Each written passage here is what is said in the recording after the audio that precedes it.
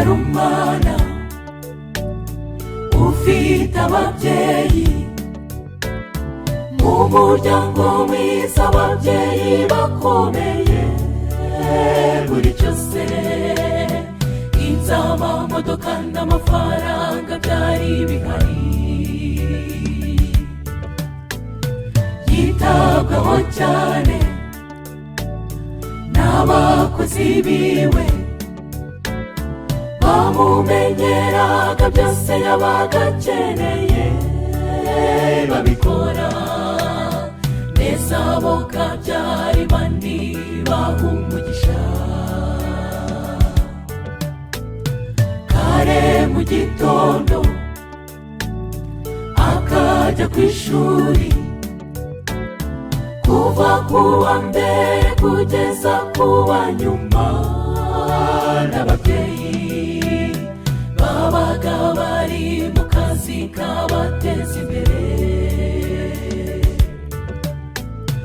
Umwaka urashira, ibiri itatu ine, adapfa kubona n'umwe mu babyeyi be.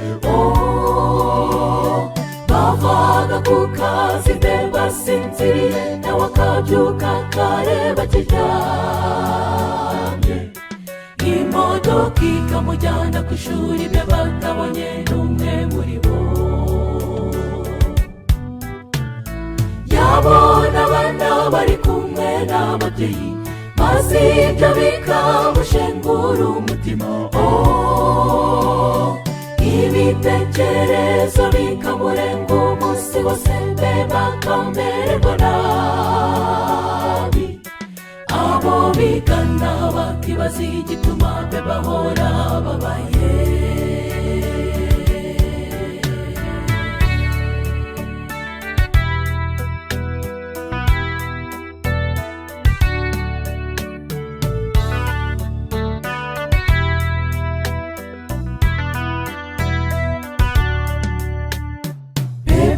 Yararwaye amererwa nabi, baravuza biranga, bakora ibishoboka bamwitaho, akomeza kuremba, n'abaganga barashoberwa. Kugira isasiro n'akabaraga gake, yaka telefone yandika ubutumwa. Mbega ubutumwa bugenewe kuri buri wese uzi ko yahawe urubyaro. Babyeyi mutekereze cyane ku bana mwahawe n'Uhoraho. Abana ni Imana iva ku bana, mubyeyi ita ku mwana wawe. Ibindi byose ntibishakwa, biraza cyangwa bikagenda, imbere y'Imana mu rubanza uzabaza icyo wamukoreye. Nurera umwana uko bikwiye, uzamukoreye Imana umurimo. Abana ni Imana iva ku bana, mubyeyi ita ku mwana wawe.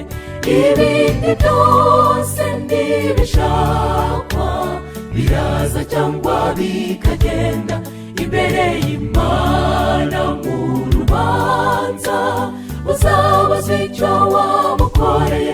Nurera umwana uko bikwiye, uzamukoreye Imana umurimo.